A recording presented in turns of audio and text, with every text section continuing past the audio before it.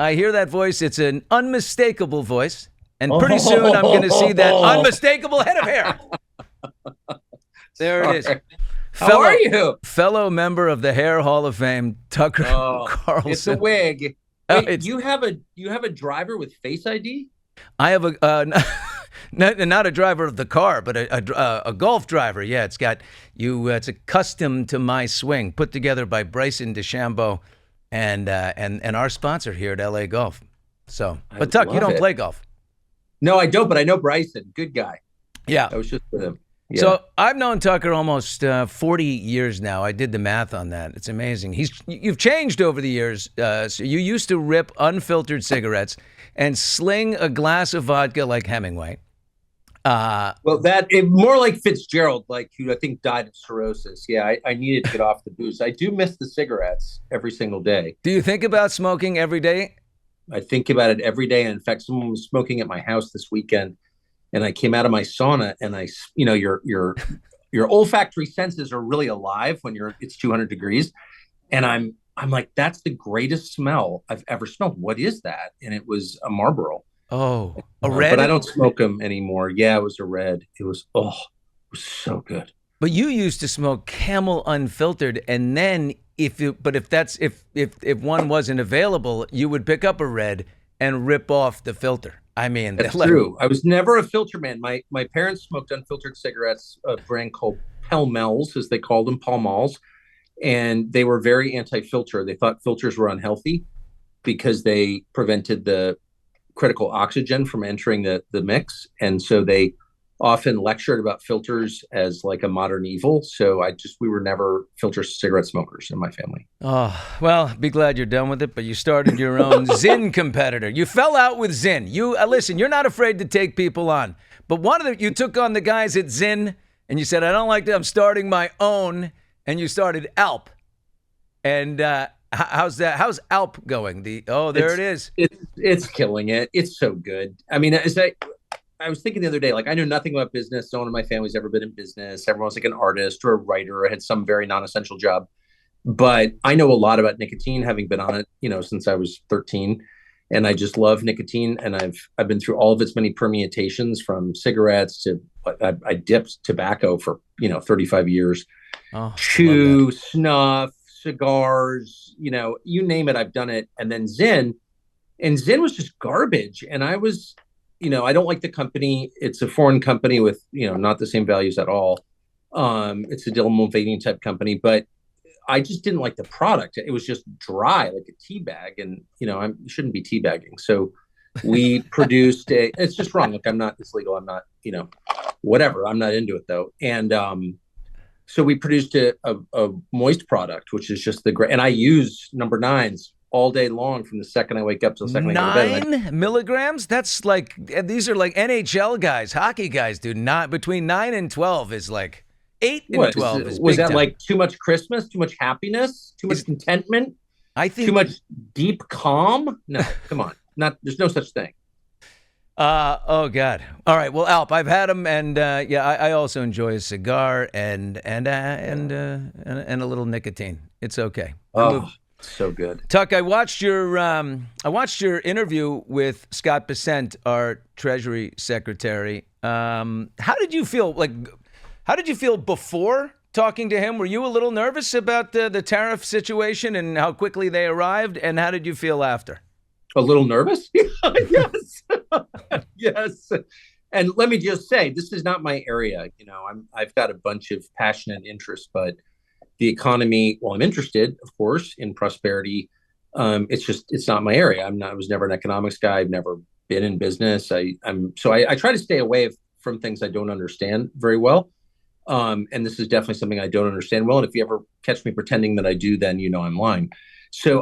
But I happened to be there the day last Wednesday of the announcement, and it was just so different from anything I'd ever heard about trade. I mean, I knew that Trump was for tariffs, but this seemed like a big deal. And then, of course, I start getting calls from, people panicking, Trump voters who are, feel like their portfolios are threatened, et cetera, et cetera. And then the market dips pretty dramatically. And I just still dipping.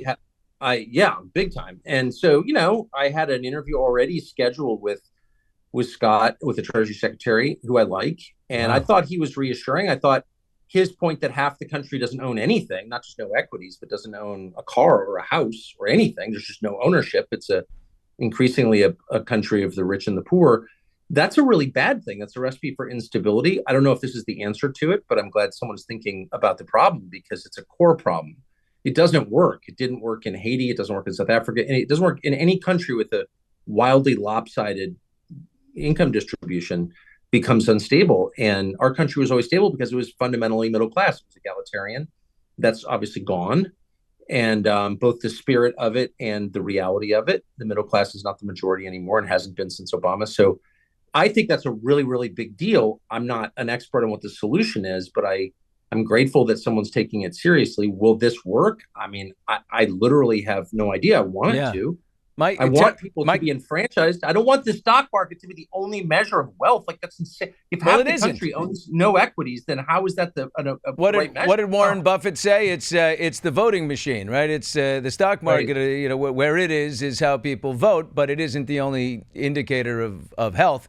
My cousin John Ellis writes news items, which is a great Substack letter. He said, imagine you're leading a caravan of cars up I-95 North. And you suddenly realize you're going the wrong direction. You got people behind you. What do? You exit, you turn left onto the freeway, then left again to re-enter the freeway, and now you're heading south, and everyone is behind you. You're going the other way. But what Trump seemed to do is it felt like all of a sudden he just slammed the car in reverse, which causes a multi-car pileup, and everybody's freaking out, wondering where this settles. I'm just wondering, you speak to him. You have access to him. Liberation Day came down like a hammer. Not many people are feeling liberated. Is it a communication issue? Because I agree with what Scott Pecent said. There's a lot of tenets here that make sense. 88% of equities in this country are owned by the top 10% of people. Right. 40% own the rest, and the bottom 50% are all in debt. And this is about sort of hitting a reset, right? A reset for Main Street over Wall Street. I just think communication-wise, who's got the ear to say, let's message this a little better?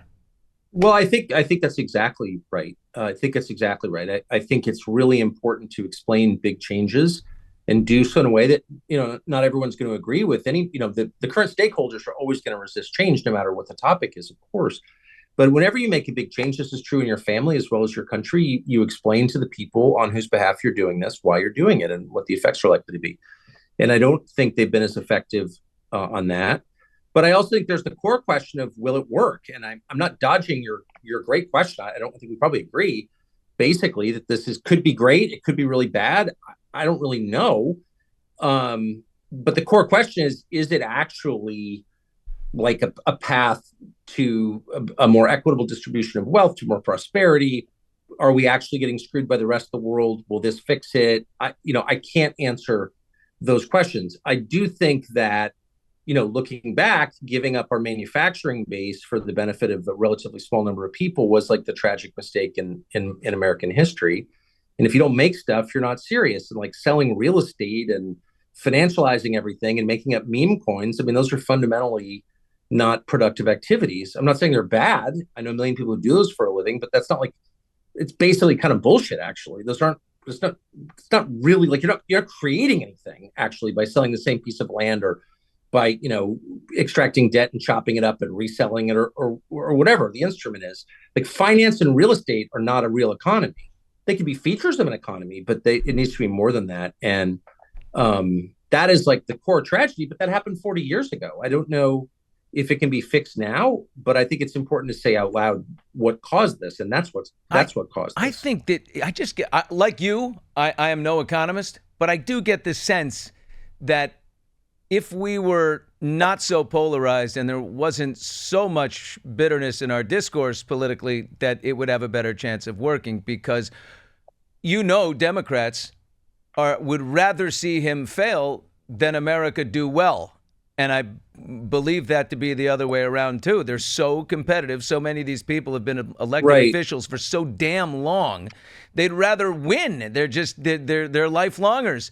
For example, if we were united and everyone said this is a good idea and the country was supportive of it, so much of the stock market is on confidence and perception and feel. It probably wouldn't take a hit. It would go up. Because we're like, hey, we're resetting America. This is great. We're bringing our factories back to America. We're boosting that middle class again. Right. That's great. But instead, the opposition is likely thinking, oh, baby, do we have a weapon now? Boy, are we armed for the midterms now. Well, and that does, as a political matter, I try to put politics second in my thinking of everything because it's never the most important thing. But, the truth is we're on a path to certain destruction because of our debt load. Yeah. And, Ray Dalio, one of the great investors ever, I think pretty sure he's a Democrat. He's always been a Democrat. So it's not a partisan question, but he's written a lot about this. It's Dalio, Ray Dalio from Connecticut. And he's kind of retired and just writes about economics, macroeconomics. But he just makes the point, tariffs or no tariffs, you were still at a place where our wealth is the product of borrowing from foreign countries. Our biggest buyer of treasuries is Japan. Number 2 is China. UK, I think, is number 3. We're basically being subsidized by all these countries. And at a certain point, it doesn't work anymore. Like, people aren't going to buy your debt if they think you've got too much of it and you're not going to be able to repay it. It's really already the interest on our debt is more than our budget at the Pentagon. So, if that doesn't tell you. Right. And the reason that's the case is because the less likely your creditors are to believe that you're going to pay them back, the more interest they're going to charge. Like, the higher the risk is in loaning you money. Right. So they want a better return on it because it's riskier. It's a riskier investment. So the numbers go up. Right. That's what a market is. It's a calculation of risk. And so as the U.S. seems less credible, like the system just can't really work long term, then you just drown in your interest payments and then you can't run your government anymore. And then you default. And then we're not even sure what happens. Then I guess you have to sell the Great Lakes, or do you know what I mean? Give Yellowstone to the Chinese, or empty your gold reserves, assuming they're still there, et cetera, et cetera. So we're moving toward catastrophe. I don't know if the current tariff regime, especially the way they did it, is the answer. I really don't know. But we had to do something. That is without question. And anyone who claims otherwise is a liar or an idiot. That's a fact. Well, we all keep thinking that maybe it's just a negotiating tactic and maybe he's going to say, okay, all right. And then, the market's like, okay, the joke's over. Our stocks are going back up. I've already lost 10%, of my portfolio, but that's what everyone's hoping. But, Trump doubles down today and he's like, absolutely not. And if China doesn't take back their reciprocal 34% tax, I'm hitting them with a 50. Well, can I just say one thing that just bothers me as a not sophisticated person at all, a simple person, but the valuations of some of these companies, and I own, equities. I have invested in various companies, I guess, not an active investor or anything, but you have money, you just throw it in the stock market. So I've gotten hammered along with everybody else, I suppose. But it does seem to my novice eye that the valuations of some of these companies are a freaking joke. They're a joke. They're totally disconnected from the value that the company produces. Like, what times revenue is your valuation?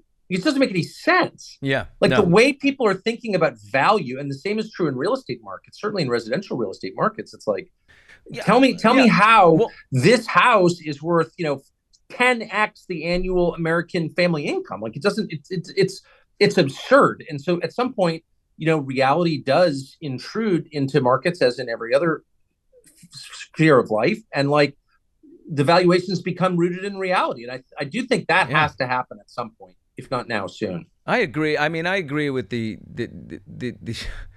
it's amazing that there's all these people playing, they're playing chess and they're playing, it's like they're in Vegas with these massive valuations of these massive companies and they're moving chips and just the top, they're making killer margins on these things. We're not building anything. We're not constructing anything. Exactly. Manufacturing is, we don't, and I understand when Trump says, look, if you want to avoid the tariff, bring your factory back here. DuPont. You put it in all these different places. And people are wondering, why Sri Lanka? Why Cambodia? Why Vietnam? Well, I mean, that's China's back door, right? I mean, China's over there and they're putting their facts, so they're trying to avoid. So, I mean, look, everyone's just got to buy into this thing. And I just worry that those midterms come, and then what we don't want is to just be left with one giant market disruption. So, I mean, we need to see gains from this in a short amount of time. I wonder, did Scott Bessent tell you that was possible? No, he didn't. I thought, he is a currency trader. That's what he spent his life doing. He's made a lot of money doing that. In other words, he's a markets guy. And my sense is, he did not say this to me, but, from hanging around, that he's not a tariffs guy either. It's not a natural position for him. I mean, most markets people are markets people. They're against interfering with the markets. They're against tariffs. Everyone was taught growing up that tariffs, a trade war, caused the Great Depression. I don't know if that's actually true, but that's what people are taught. And so I think he probably was instinctively hesitant to back this, but he seemed all in. I mean, look, if the goal is to return heavy manufacturing to the United States, so like steel, electronics, greater car manufacturing, et cetera, if you want to live in a country that makes, dust pans and shower curtain rods, it's going to be a while before that happens, because first of all, you have to build the factories. Second, you have to staff them. With whom exactly? We're at basically 100% employment now, regardless of what the numbers tell you. So that's hard. If it ends up lowering the interest rates that we pay on the debt that we sell to other companies on treasuries, then that's a massive win. And my sense is that may be the actual short-term goal. Yeah. Now, China has some control over this because they can just dump a bunch of treasuries into the market, which, I don't know. There's just a lot of unknowns. But if the short-term goal, this is my impression, is to lower the interest payments that we have on our debt, which is the monster in the closet, then if that works, that will be a success, I think. Question is, ask yourself out there, anybody, if you don't support Trump and you don't like him, do you want to see this work? Would you like to see this work, or would you like to see him fail? That's everybody has to ask that. Let me ask you, Tucker, you're close to JD Vance. Yeah, I know your son works for JD. He's the assistant press secretary. He was not a fan. In 2016, JD called him noxious. He called Trump all these. He was a never Trumper. Let's just say his words for Trump, he did not spare a thing. They were rough. How about you? Have you had an about face? Were you totally against him in the beginning? Were you kind of like wait and see?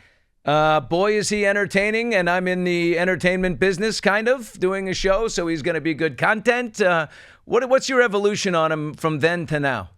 Well, I've had a lot of different feelings about Donald Trump. I knew him 20 years ago because he was in our business. I mean, obviously, you knew him very well. I knew him very well. Yeah. So, yeah, you run across Trump, and I always thought he was amusing. I was actually an pretty aggressive early supporter of his program. I felt that immigration was wrecking the country. It turned out to be right. And I felt that the Middle Eastern wars were completely evil.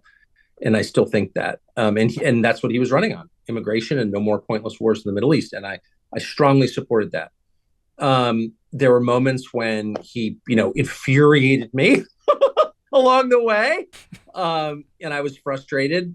And I'm sure that'll happen again, just as it does with my kids or my dogs, or my wife is the only person who ever makes me that mad. But you know what I mean? You get frustrated with people who but basically the Trump idea that, we should have a democracy, that people should kind of get what they want, and open borders and tranny worship is not what anyone voted for at all. And stop, the government should be responsive to the people. And by the way, who murdered JFK? That's a fair question.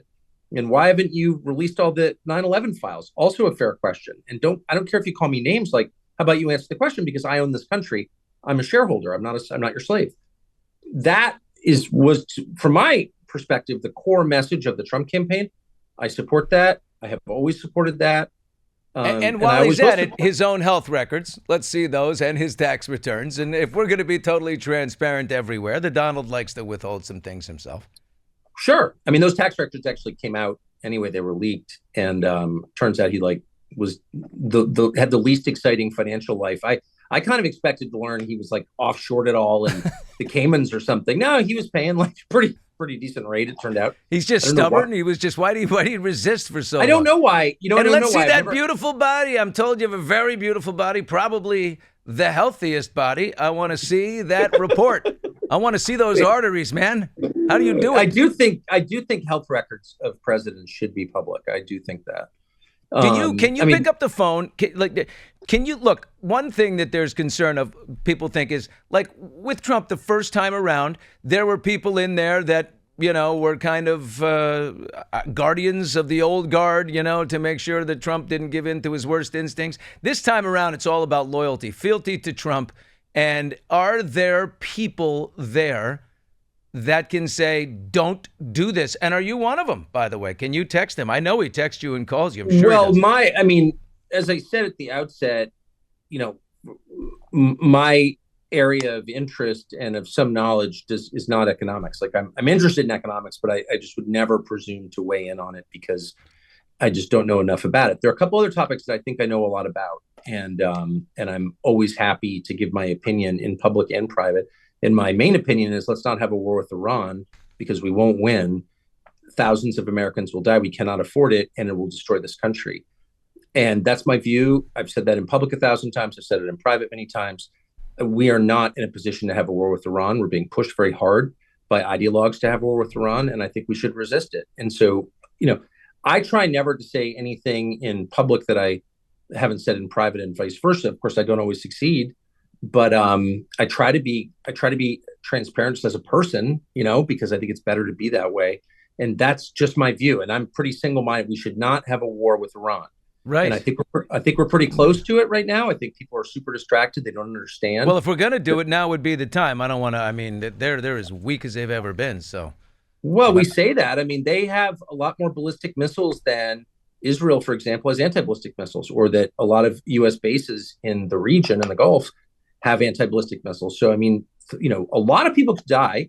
And moreover, Iran is part of a huge bloc now called the BRICS, which is the majority of the world economy and the majority of the world population. And so I think we could find ourselves kind of alone, actually, and facing off against a coalition that includes Russia and China and, God knows who else, Malaysia, Indonesia, I mean, huge countries. So like a lot of our policymakers either don't care about the United States, which I think is most of them, they just don't care, or they're operating on assumptions that are 40 years old.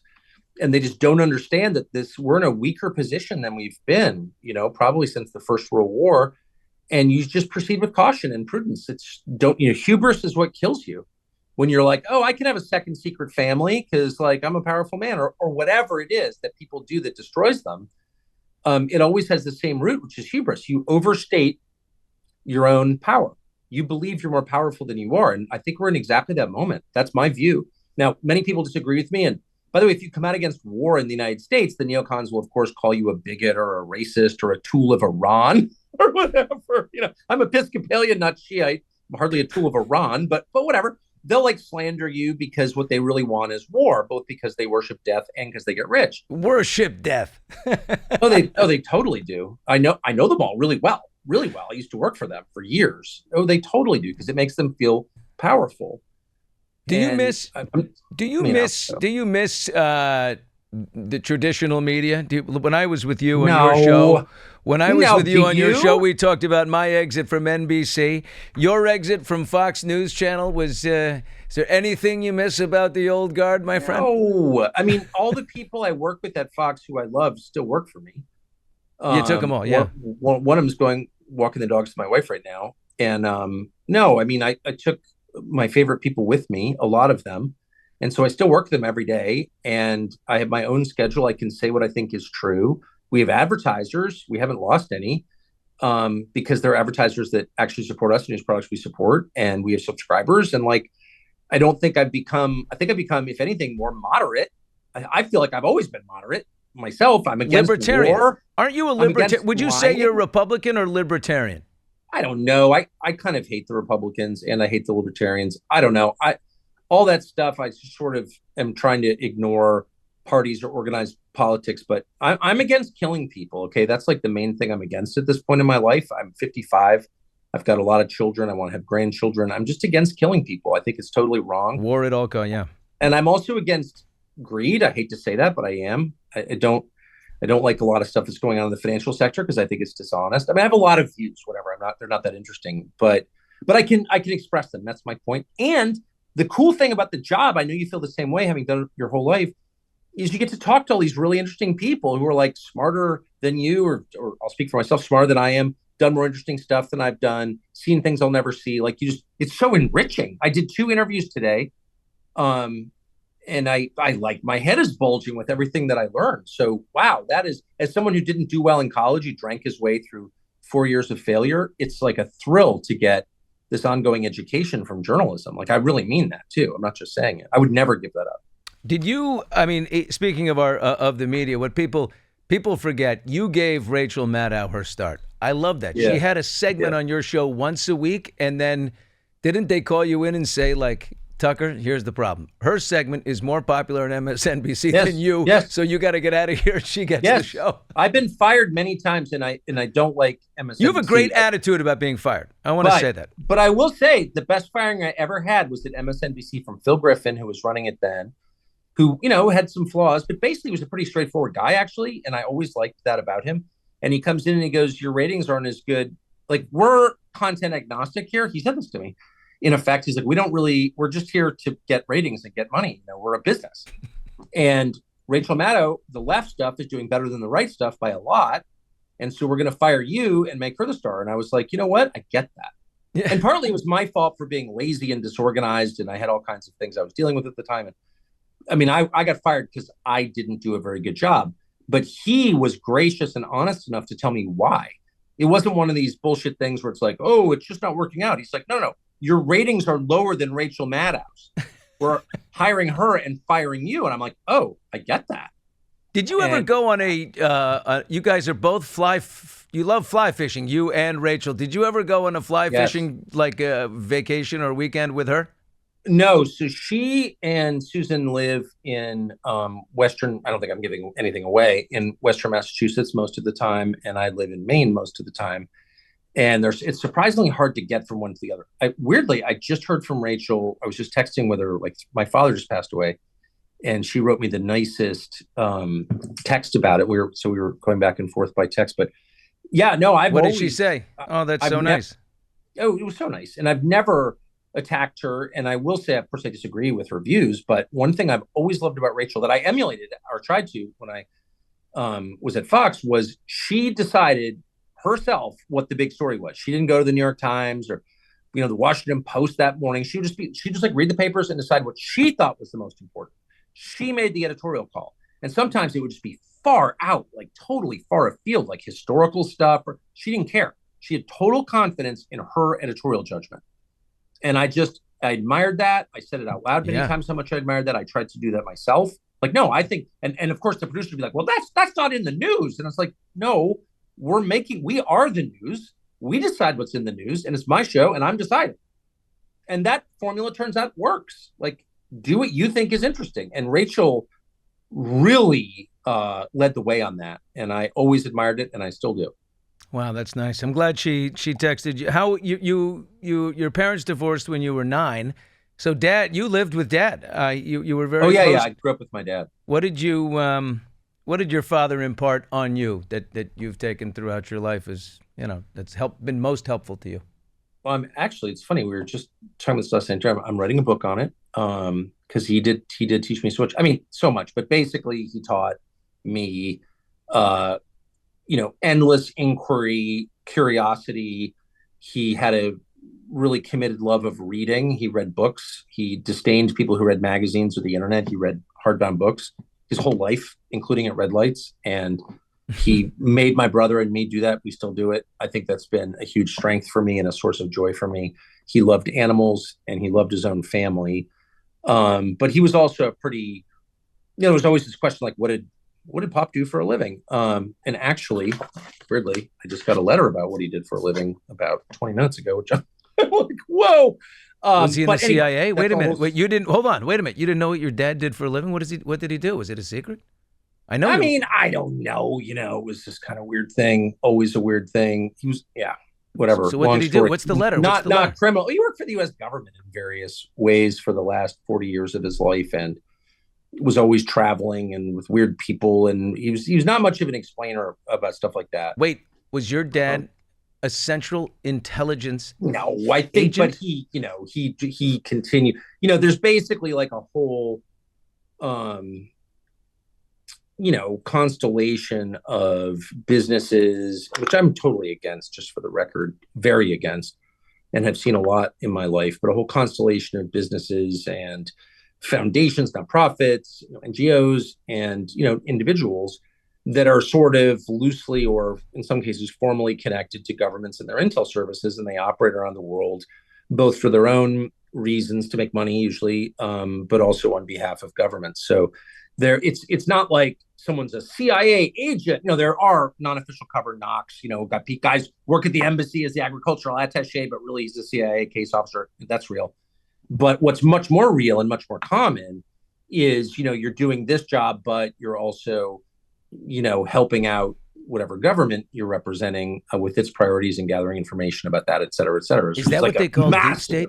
Do they call that the deep state? Is that the deep? Is that deep? I mean, stuff? I think it's like if you go to dinner at a decent restaurant in Abu Dhabi, or and he's and he's there. Pretty much everyone in the restaurant is in that, for some government or other, and probably not full time, but it's all a series of loose affiliations. But it has at scale the effect of making democracy irrelevant. It's like voters don't really have much say in a system where a lot of the real power is exercised secretly. Like if you don't actually know who's wielding power, then you can't kind of vote against it because you don't even know.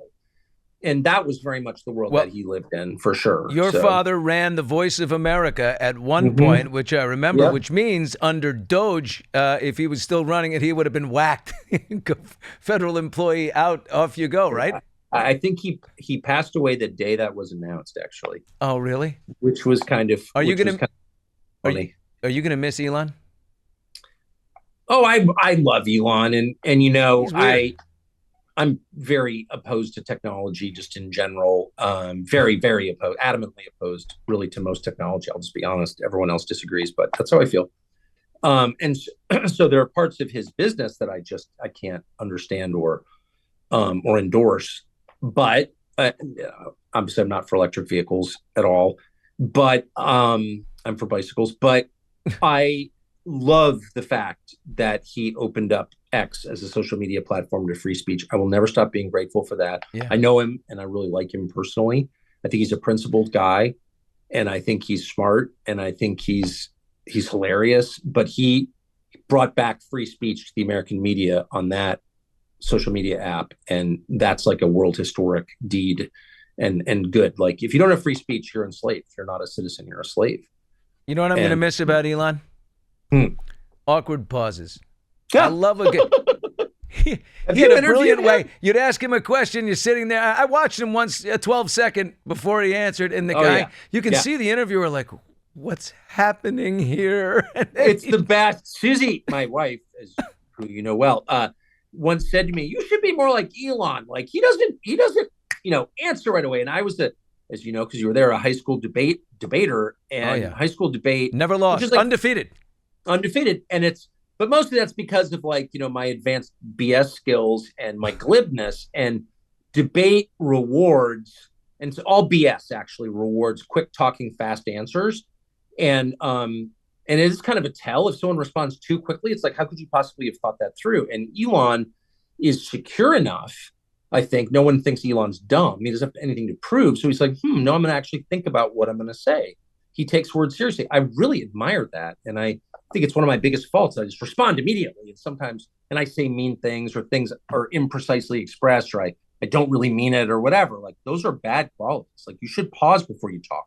Words have meaning. So I love that about him. I think it's amazing that the smartest, the richest man in the world took a shot at government efficiency. I mean, people went crazy over. He became the new punching bag. Over Trump. I think he's probably fed up and wants to go fix his car business. That I'm people are sure. firebombing his dealerships and things, which is But insanity. I mean, you lived in D.C. Like you lived there I lived next to you. You know what it's like. It's like everybody. I mean, it's the richest city in the United States, and it doesn't make anything. It doesn't even have a banking sector. It doesn't have anything other than government. And so there is a sense in which that's corruption. Like it's fine if like your government bureaucrats make a decent wage. I'm not against that. But if it's the single richest city in your country and all they do is extort other people's money at gunpoint and pass it around among themselves, like if this were Africa, you'd be like, that's a corrupt African country. And that's corrupt. I'm sorry. I mean, I'm a product of that city and of that world, but as I've already admitted, but I think it's wrong. And I'm glad someone's, giving it back to him a little bit. Well, I hope he left the reins with somebody other than a 22-year-old kid named Big Balls. I'm hoping that there's. I liked Big Balls. Did you know Big Balls? I didn't know Big Balls, but I felt that of all like the new administration appointees, he had my favorite name of all. Absolutely. The best. I wish I had thought of that.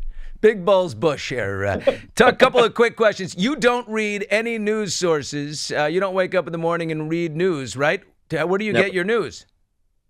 I get it by text message. I get all of it. But I mean, that's my life. That's all I've ever done, for 34 years. In other words, you're getting it firsthand from people. I try. Yeah. I mean, there's a lot of stuff I don't get. There are a ton of topics that I know nothing about. I'm totally ignorant on a lot of areas for sure. But on the, 2 or 3 things that I care passionately about, leaving aside like fly fishing and bird hunting, but the policy topics I'm interested in, yeah, I mean, it's what I do for a living. It's what I do. It's like if you're a day trader, you'd know a lot about, NVIDIA stock price or whatever. But I know a lot about the issues that I care about. So I only focus on those and I get it directly from people. I'm definitely not going to wait for, the Washington Post or Axios or Politico or what, it's like, why? These places are staffed by children and liars. Like, why would I read what they have to say? Like, I have zero interest at all. Will one of your text people, JD Vance, be the next president? Is he going to run for sure? And will Trump get out of his way? Is Trump going to go and try and amend? There's the 22nd Amendment to the Constitution. Is he going to try to change that? I wouldn't predict that. No. Come on. I don't think so. But JD, I don't know. I mean, I'm not a great predictor of the future. Of course, JD Vance is by far the smartest politician I've ever met, and I know them all. And it's smart, not just on like an abstract level, but instinctively in tune with the country and honest and normal, like totally normal. He did himself real justice in that debate against Tim Walz. I will say that he was a gentleman too. Like, but the discourse was gentlemanly. I liked his diplomatic vibes. Totally, and the emotional self-control. I mean, that's one thing I don't have that I could learn from him is like, don't get pissed. Control yourself. Like, don't have 2 pieces of cheesecake. Don't give everyone you don't like the finger. Like, you don't always like get control of yourself. These are things I repeat to myself like a mantra. And JD just had it. I mean, he never got pissed at Walz. Walz is obviously like transparently creepy. Like if you got a hold of that guy's Google search, I mean, I think it would like fry your brain. No, I'm serious. That guy's a weirdo. And if I was on stage, I'd be like, this guy's not like a sexual way. I mean, maybe just looking at weird tools. I mean in a sexual way. No, a sexual weirdo. No, you cannot, Tucker. You cannot say that about the lovely Tim Walz. Why? It's so obvious. It's so obvious. I look at the guy and I'm like, are you joking? God. You cannot lead my Boy Now Scouts. I want to see his Google search. That guy's a freak, dude. And I knew it the second I saw him. And if I was on stage with him, I'd just be like, you're a freaking weirdo, dude. Like I dare you right now. Let's go to our phones. You show me the last 4 dozen websites you went to, and I'll do the same, and we'll see who comes up better. That's what I'm dying to see his Google search right now. Oh my gosh, that guy! Oh yes. Password to the phone is clear history. Ladyboy. But JD Vance, like he just played it totally straight, totally decent and nice. And I thought I could really look what I just did. Look at the lack of self-control that I just engaged in right there. That I allowed myself to say all these ugly things that I'm thinking. JD would have controlled himself. Well, I know you'll never run for office. No, are you? You can't say. Well, you probably would say these things, and then you'd get more popular because you know what? It worked for Trump. Well, I guess it did. I don't think I could pull it off. I would never run for anything. That's Tucker, not for me. You're quickly, Tucker Carlson here. Question for: would you say that Brian Friedman is a great lawyer? Oh, he's unbelievable. He represented you, didn't he? Brian Friedman. Yeah, Brian Friedman is like this amazing combination of the most ferocious attorney you could ever hire, who's actually not working for the company that you're up against. Usually these lawyers have divided loyalties, and so they sell you out to the person you're in conflict with. Brian's not like that. He's like truly single-minded in your service and in your defense.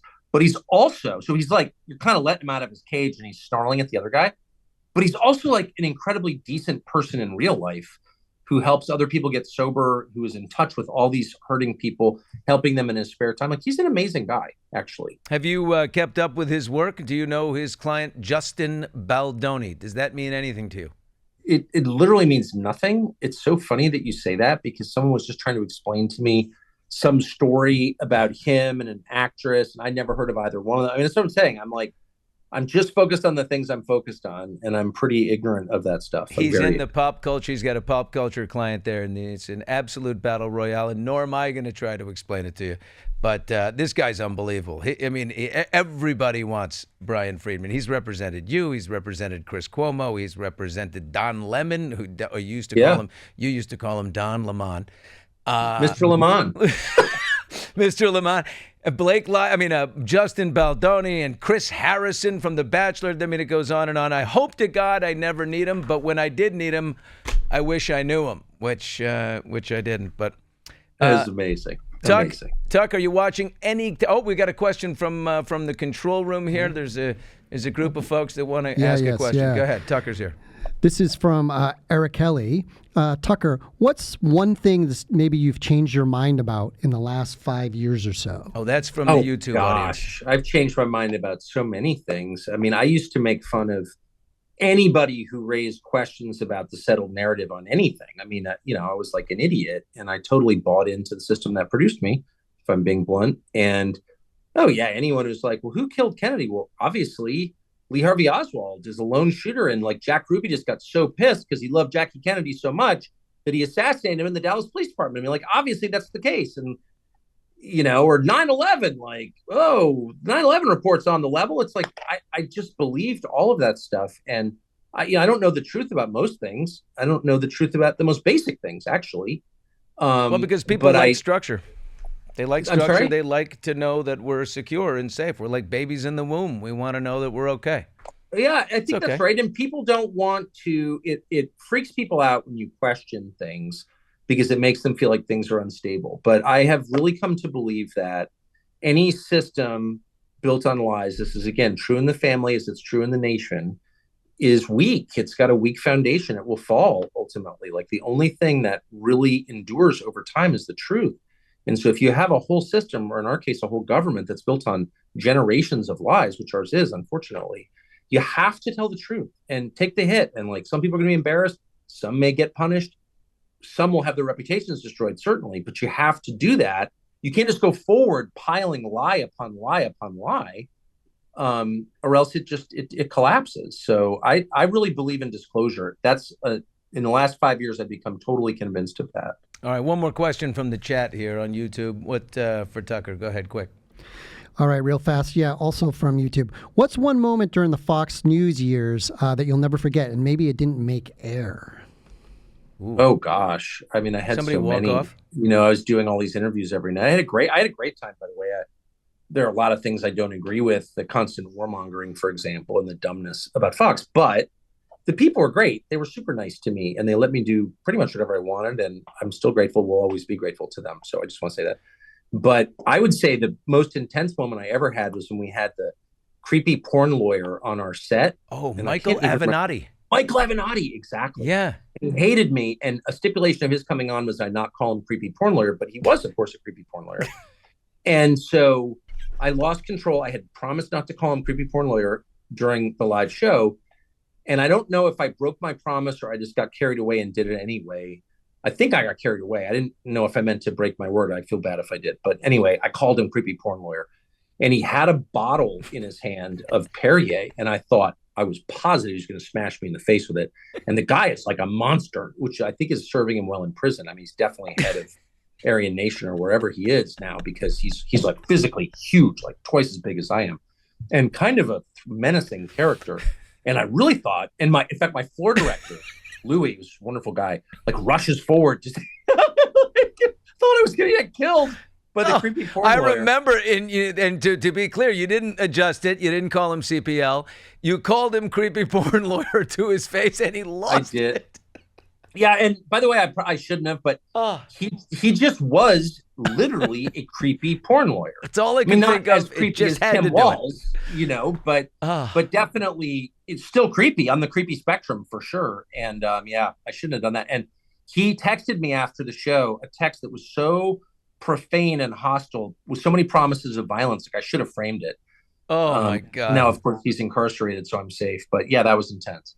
Tucker Carlson, we have taken up so much of your time. You've been working all day. Thank you so much. Give my love to your wife, your amazing kids, if any of them are around right now, your dogs. Are you in Florida? You are in Florida. Yes, I am. Okay. Thanks so much, Tuck. Really Bill, appreciate you're the best. it. Thanks, man.